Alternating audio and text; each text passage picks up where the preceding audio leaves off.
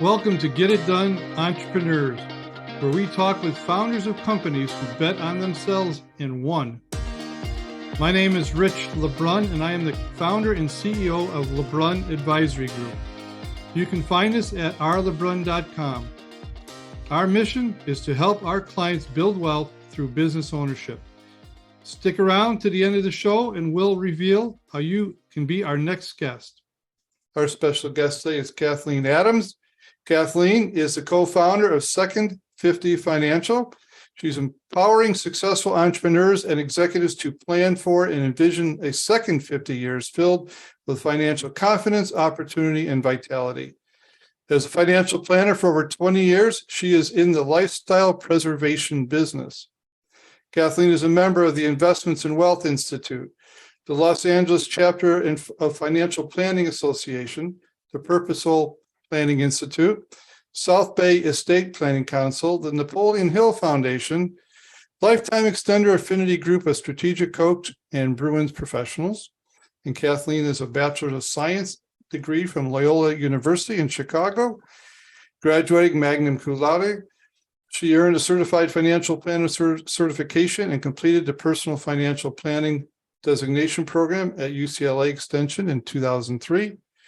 In 2015, Kathleen earned a Certified Private Wealth Advisor designation in Advanced Wealth Management, Strategies, and Applied Concepts through IWI in conjunction with the University of Chicago Booth School of Business, as well as the Applied Behavior Financial Certificate, enhancing her industry knowledge. Kathleen is originally from Chicago, Illinois, where I'm currently from. We were old neighbors, but has lived in Manhattan Beach, California for the last 30 years with her husband, 2 daughters, and most recently, 3 grandsons. Kathleen, you sound like a very, very busy person. Welcome to the program. Thank you. Thank you. And I forgot to share, my son had his first baby on Saturday, so I got another grandson in our family. That's fantastic. I actually have 4 grandsons now too. That's fantastic as well. Well, Kathleen, welcome to the show. Thanks for taking time out of your busy day. Obviously, you're very active in your community, in your industry. You're an influencer in what you do, but we like to hear your story. Our listeners are really in tune to hearing how founders started their company. You know, what was the motivation behind it? Was it voluntary? Was it involuntary? Was it exciting? Was it fearful? Was it a combination of all those things? But if you wouldn't mind, would you tell our listeners how you got a chance to start your company? Thank you. Thank you, Rich, for the opportunity to do that. And unlike a lot of financial planners, I did not start going into this field because I grew up without money or with hardship. I actually had a fantastic life growing up. My dad was amazing. My mom, we had everything we needed, and we had a good life. What did happen is that my dad was a very successful dentist in the Chicago area and very convinced that I was going to be the one to follow in his footsteps. So my degree is actually in the biological sciences, and I was planning on following him because I enjoyed his family practice and I enjoyed, problem solving and strategic diagnosing with him. But boy, when I got into what dentistry was about, it was not me. And it was very difficult to leave what I call the family dream and not stay in that field. But a couple of things happened around that same time. And it sort of forced me to rethink what my life was going to be. One thing was my marriage ended, and I had 2 very, very small little girls. And at that time, I knew I really did need to be doing something important that I would be able to support us and do a great job, even though life would have been easy had I just stayed with my dad. So I ended up moving to California and getting remarried. And my wonderful husband encouraged me to go ahead and go back to school and think about what I wanted to do. Go ahead, do something else. I'll tell you, that's a very hard thing to do. When you know that you don't want to stay where you are is one thing, but when you're trying to figure out where you're going to is another. Yeah. I don't know if you agree with me, but right? No, I do. I totally agree with you. Right. So I did end up going back to school, but what really triggered financial planning was that my dad's practice as successful as it was, and cash flow, no debt, owned real estate. When he was forced to leave it unexpectedly due to a health issue, he was not set up to have the great lifestyle that he had been enjoying and giving us. And I always say that he had all these great advisors around him, banker, insurance person, tax person, et cetera. But the right hand never looked at what the left hand was doing. And there was no plan for him. There's no strategy on getting out. And anyway, it was pretty shocking to all of us that he wasn't going to have what he wanted. And I went back to school at UCLA. I decided to really go for it, get my certified financial planner, et cetera. And I was going to be very altruistic and do financial planning for dentists, and in the process, help my dad. So that didn't work either. Helping my dad worked beautifully. I really was able to help him. Mhm. I'm very grateful for that. And it made me see how important planning was. But I found that that profession, the dental profession at the time, wasn't very interested in doing the work that I was doing. So found myself in a profession that I liked. I had no clients. I didn't want to work for what we called the wirehouse places where we were just selling stocks. So I got securities license and I joined a firm that allowed me to do financial planning for a fee, and got my start there. But wow, it was a rough start, because the last thing I'll mention about this new profession, it was the top of 2000. And so all your younger people won't remember, but that was the tech bubble burst. The dot-com era, absolutely. Yep. We remember that. Oh my gosh, it was very frightening. Things were crashing all over the place. Right as I was bringing over my first clients with their money.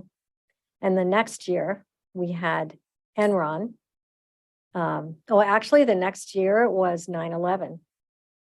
And 9/11 literally froze the world, stopped the stock markets, and it was really something. And the next year was Enron, which was another major collapse in the markets. So for 3 years in my new profession, oh no, markets did nothing but go down. But the good news is they started going up, and there you are. They do, yes. And so then, yes, so that's what happens. When you go through that kind of hardship, you never forget it. And I think I've been able to do a better job because of that. And I've never abandoned the importance of planning around what you're going to do with your wealth. So those two have always been together. Yeah. So you found your new passion through kind of a little bit of a zigzagging route, right? Yep. And but now you look back. Okay. Now, obviously, you would probably have preferred to start it when the market wasn't such a tough time. But if you do look back, is there something you've done or a couple of decisions you made that you say, knowing what you know today, you would do differently? Do differently? Yes, I would stop worrying so much about protocol and sales. So if you join a company initially, they usually have a pretty big agenda for you about what they want you to do. And even though my company wasn't giving me business, I still had to get my own clients.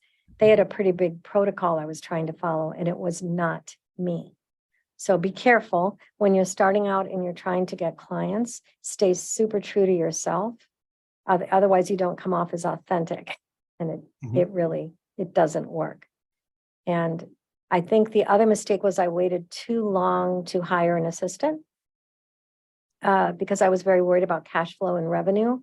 What I realized is that you just can't grow if you stay by yourself.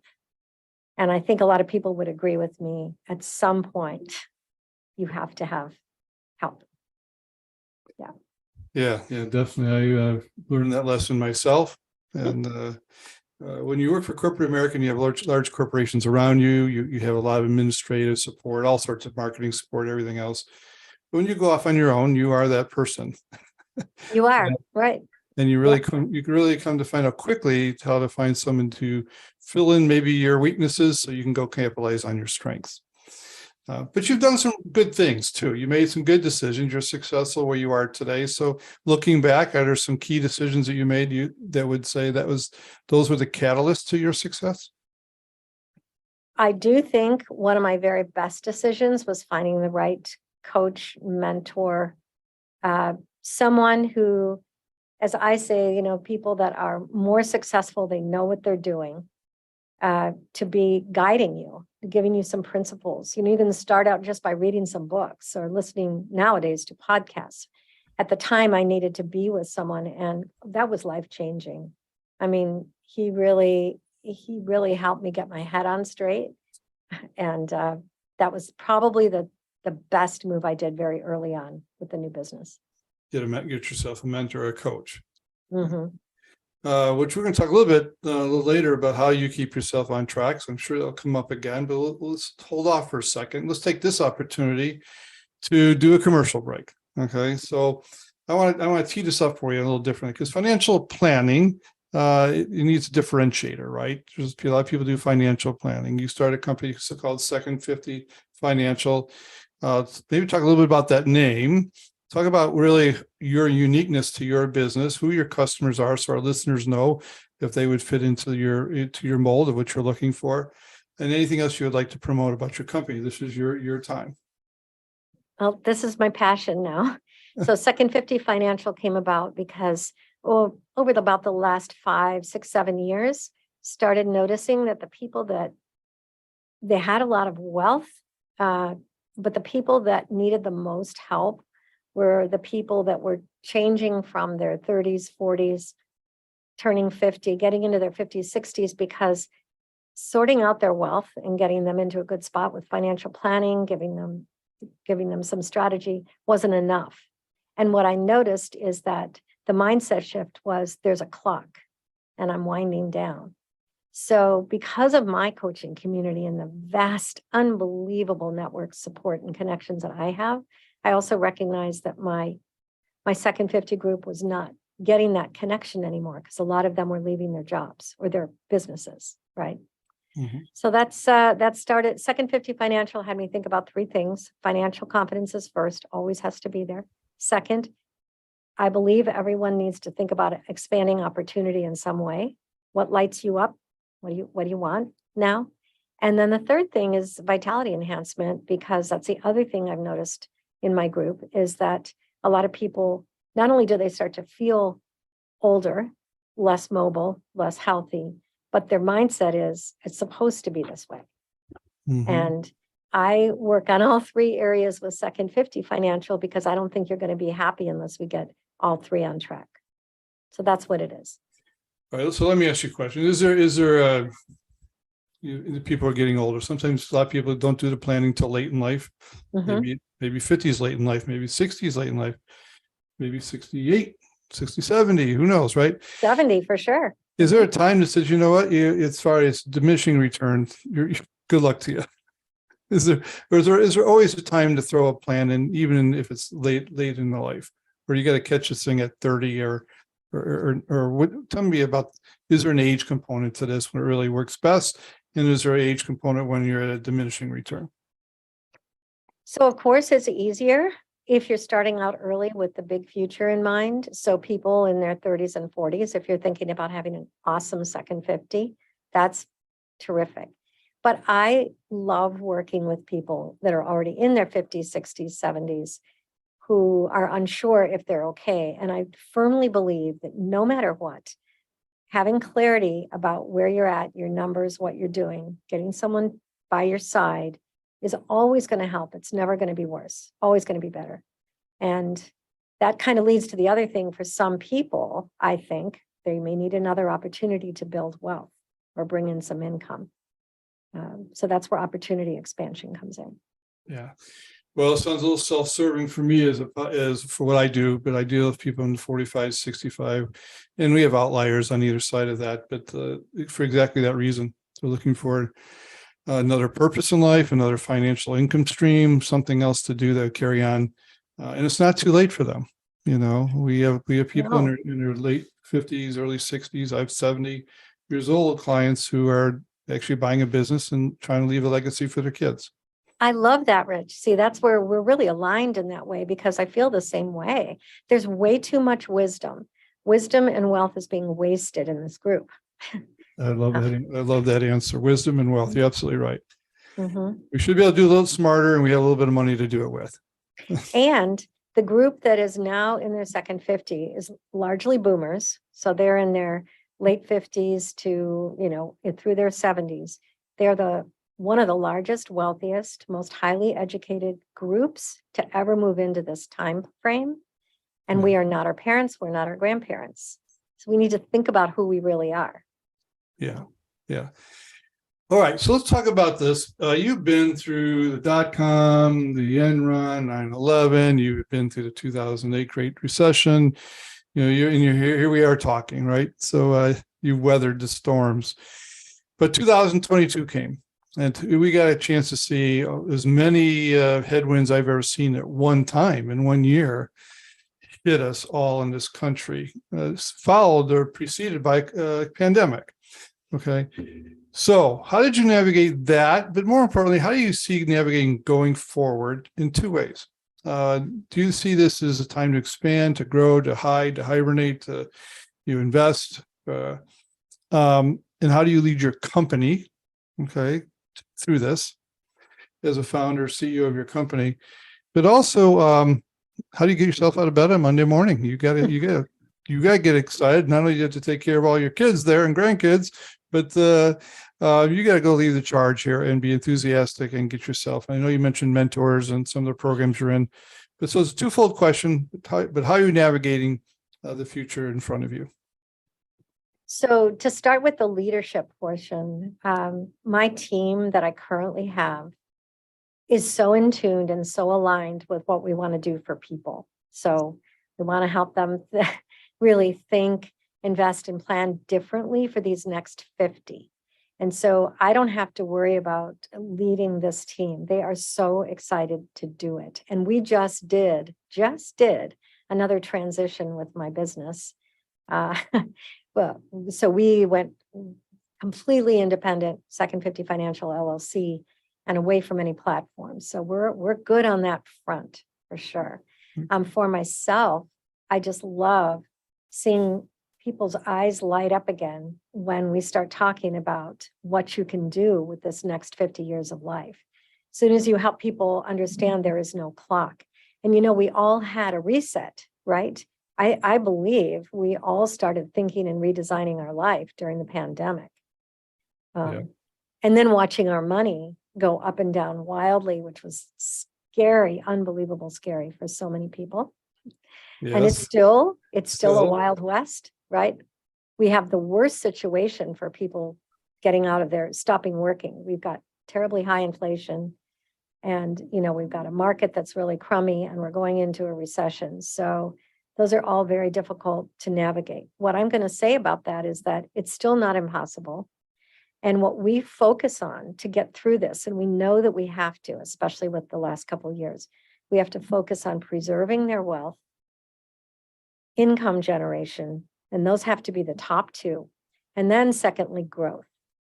And so we are firm believers that preserving wealth, if you're starting to use your money now, is more important than trying to catch the next growth spurt. Mm-hmm. And then the next one, absolutely income, passive income, more earned income, revenue.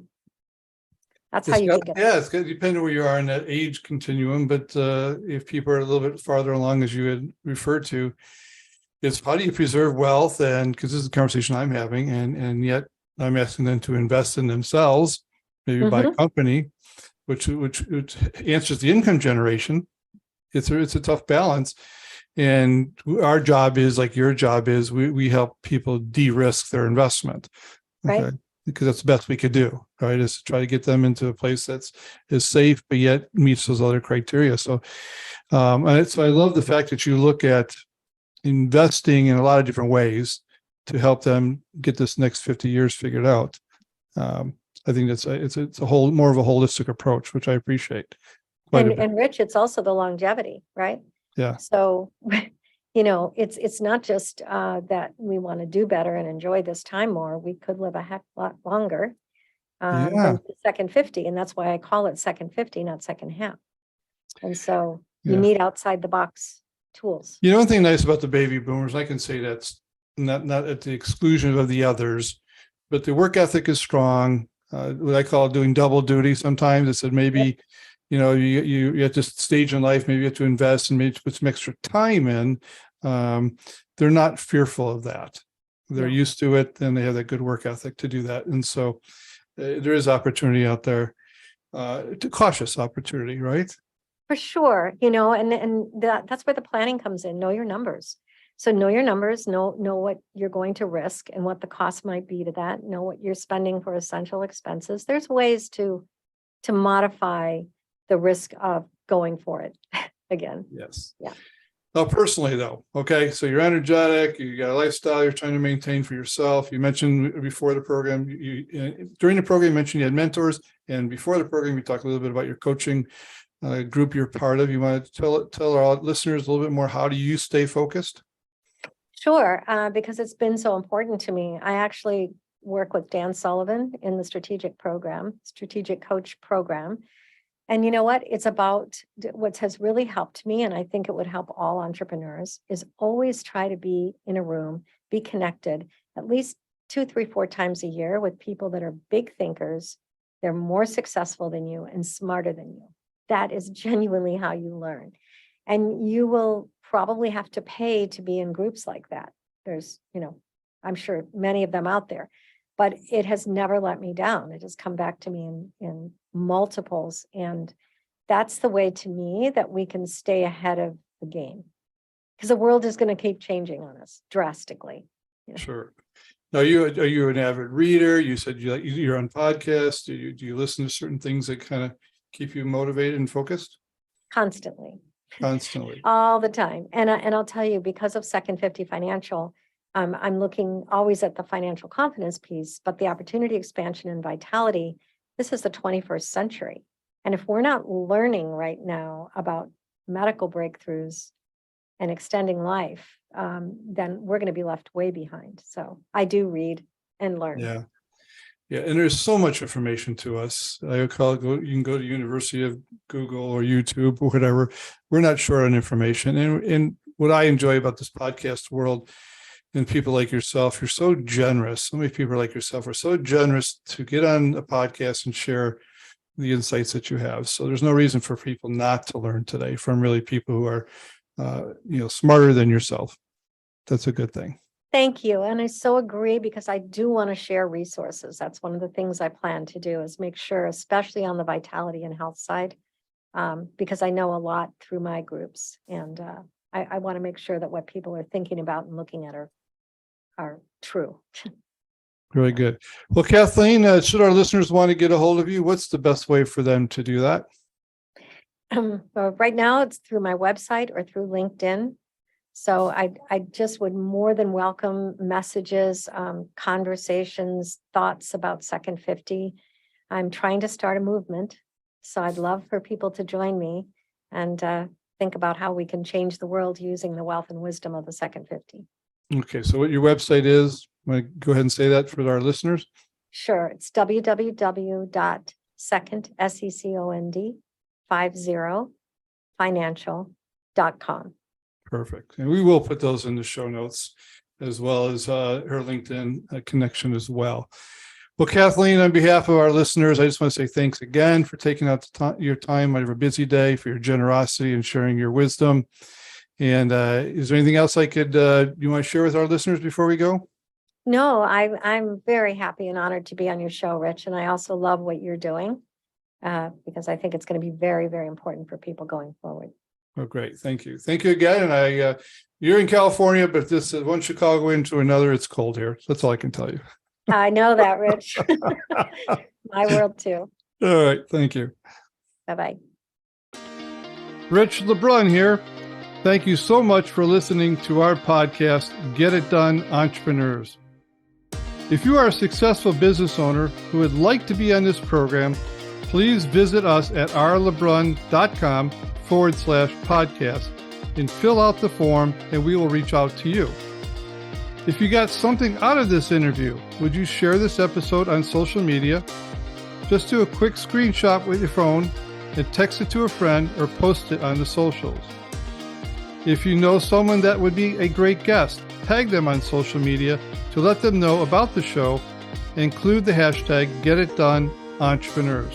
I love seeing your posts and guest suggestions. We are regularly putting out new episodes and content. To make sure you don't miss any episodes, go ahead and subscribe.